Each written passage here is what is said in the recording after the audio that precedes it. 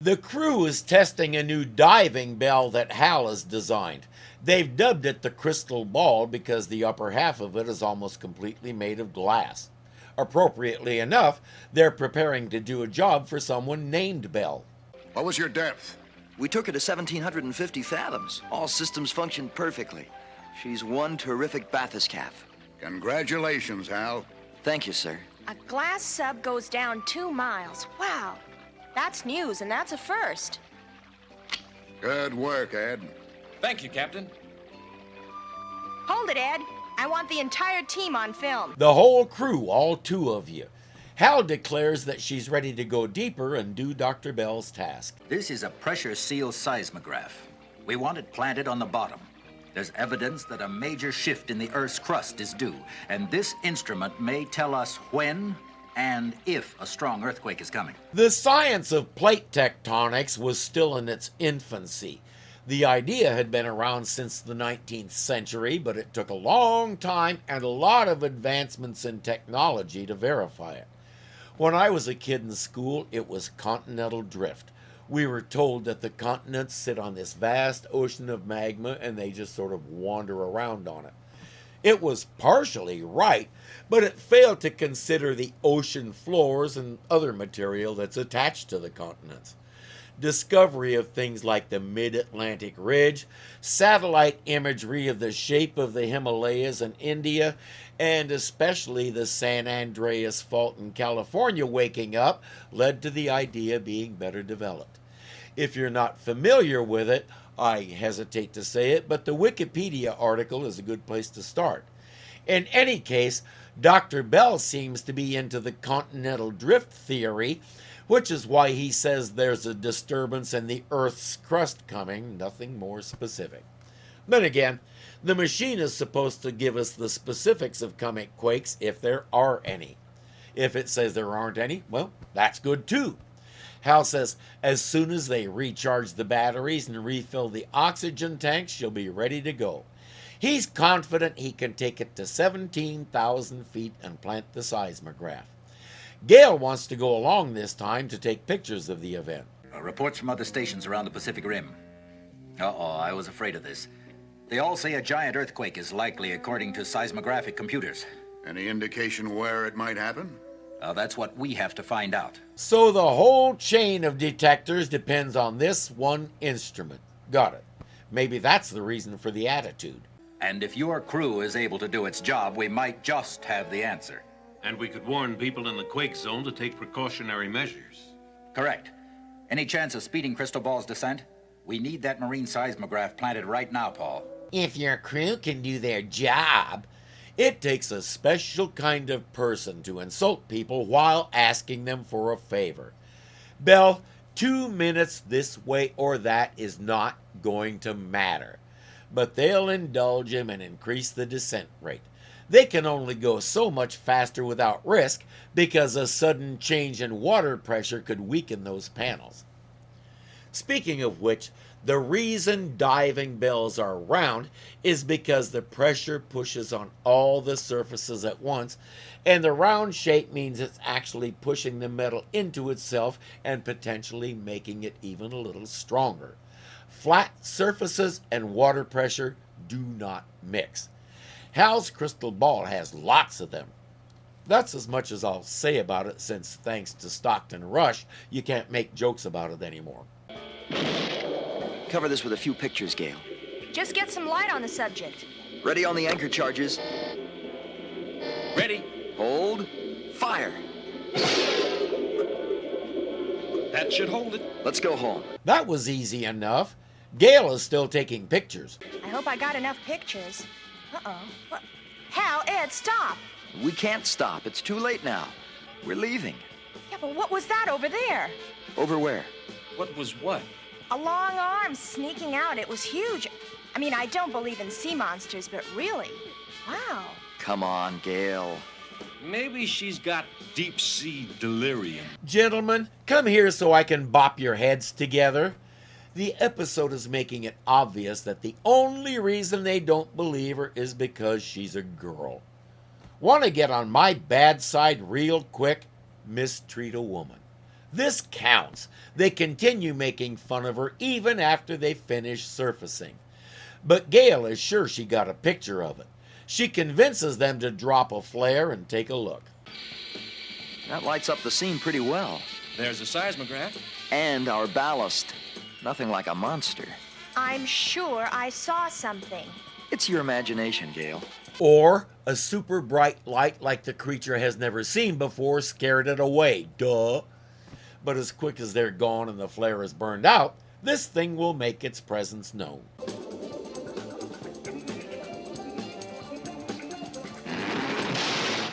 It won't occur to those chauvinists that Gale's long arm might belong to a giant squid, which it does. And it just broke that seismograph less than 2 minutes after they planted it. Paul wants to know why it stopped transmitting. What happened down there? We landed on the bottom. And Gail thought she saw a sea monster or something. No, the experiment. The seismograph. It stopped sending. We left it anchored on the bottom. It was set up very carefully. Well, something went wrong. We've got to get the spare one down there right away. Right away? I'm afraid that's impossible, Dr. Bell. Hal and Ed have been down twice, Dr. Bell. I can't order them again. Not so soon. Bell has no idea what pressure does to the human body. Worse, he doesn't care. He insists it has to be done right now. If a couple of guys get bent and die, it's worth it to him. Emphasis on to him. The power pack needs charging. We've got to fill the oxygen cylinders and make a complete systems check before Crystal Ball dives again. See here. You told me your bathyscaphe could stay down for 24 hours. It's only been down part of that time. Oh, please get in his ignorant face and give him a lesson about pressure, stress, and metal fatigue. This guy wants to get someone killed, but at least he's willing to include himself in it. I'll give him credit for that. He's going with them. It proves he's not only ignorant, he's oblivious. Once the batteries are charged and the O2 is refilled, they're ready to go with Captain Gripe-a-Lot along for the ride.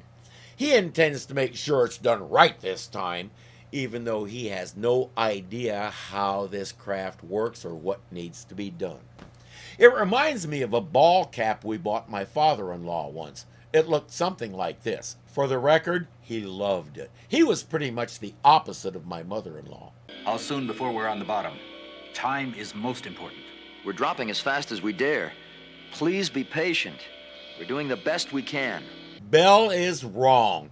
In seismology, every second does not count. But he's a panic monger. He's the type of person that likes to show up on Twitter and stir things up. I often find myself telling such people to, sit down and shut up.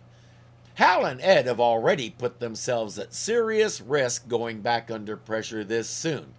But this guy has a bad case of entitlement complex.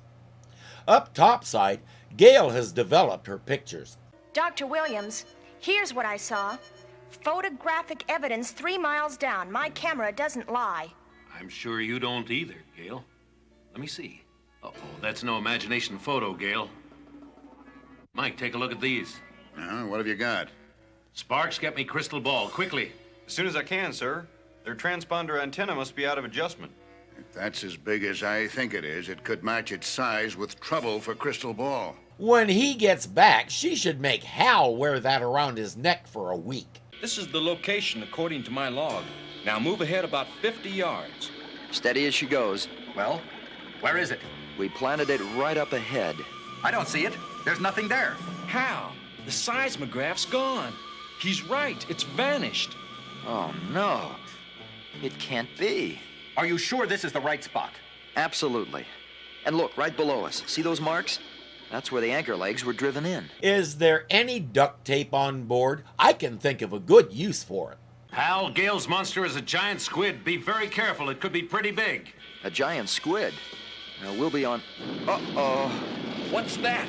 Dr. Williams, it's got us. And it is big. Can you power against it? Come in, Crystal Ball. Come in. Hal, can you hear me? Come in. Come in. What's wrong, Sparks? Get that hookup working. I'm trying, sir. We're being dragged into that cave, Hal. They discovered that the squid is building a wall and it's using the other seismograph as a building block. Guess what else it wants to make into part of the wall? Send a mayday. Then locate any sub capable of going to 18,000 feet and order it here fast. Yes, sir. In 1972, there was no such sub, but somebody assumed that by 2020 we'd have licked that problem. We haven't, but it doesn't matter because the nearest deep diving sub is 2 days away. So never mind. I've heard of little ones building walls, but never one this size. You know what I think that squid's trying to do?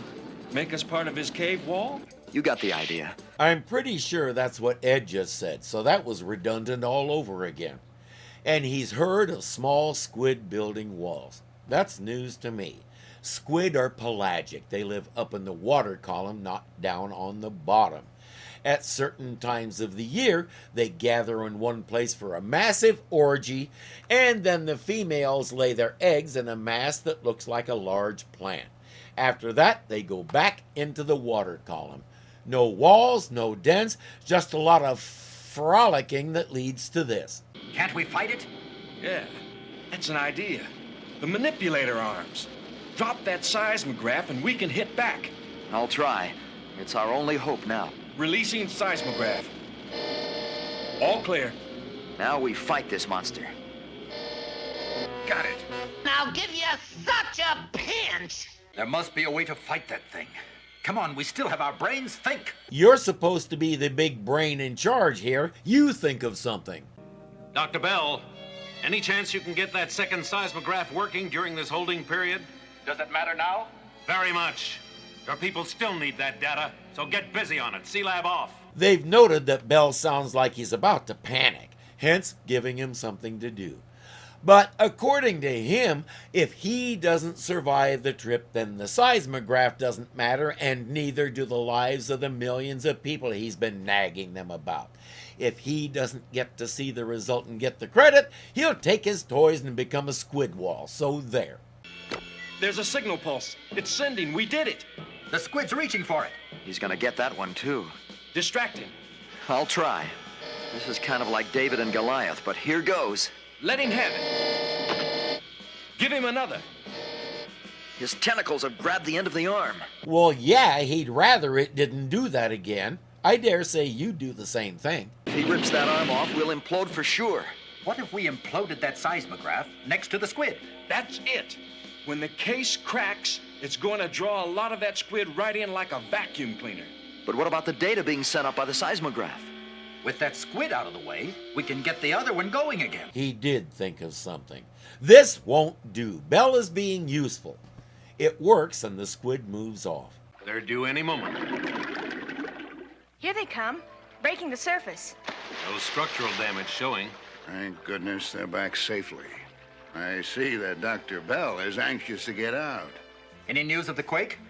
Thanks to you three, shore stations have computed there's no danger at the moment. Yep. All his rushing and harassing and grumbling and pestering was meaningless. As I said, things don't happen instantly in seismology. Pressure building up takes time, and the plates start to move slowly as it builds. That means even though those other machines said something's coming, there was time to do this right the first time. Whoever Bell works for needs to send him back to school. Those lessons haven't taken hold yet. Hold it, Voyagers. I need a 3-shot of you monster fighters. Now, just a minute, Gale. Why didn't you tell us what you saw down there? Why didn't I?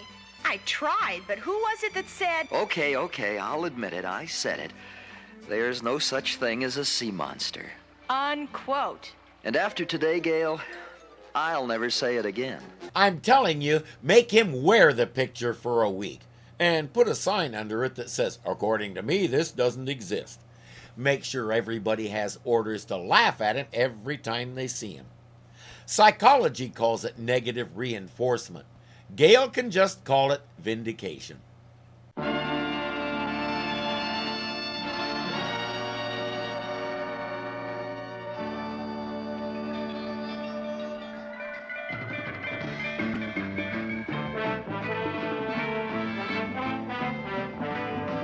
That seismograph, and give him a lesson.